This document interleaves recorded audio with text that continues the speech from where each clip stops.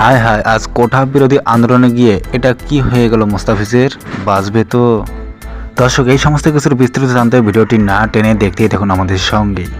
দর্শক, আপনারা সকলে জানেন যে বেশ কিছুদিন যাবৎ থেকে কোটা আন্দোলন নিয়ে তোলপাড় শুরু হয়ে গেছে বাংলাদেশে। এক কথায় রাজপথ অচল করে দিয়েছে শিক্ষার্থীরা। শিক্ষার্থীদের একটাই দাবি, কোটা মুক্ত বাংলাদেশ চায় তারা।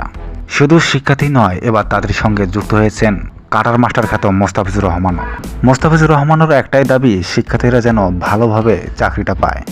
এজন্য আজ প্রতিবাদ করতে নেমেছিল রাজপথে, কিন্তু পুলিশের পিটুনিতে মর্মান্তিক আহত হন মোস্তাফিজুর রহমান। এরপর তড়িঘড়ি করে তাকে হাসপাতালে নিয়ে যাওয়া হয়। এখন দেখার বিষয় দর্শক, কবে নাগাদ সুস্থ হয় এই মোস্তাফিজ।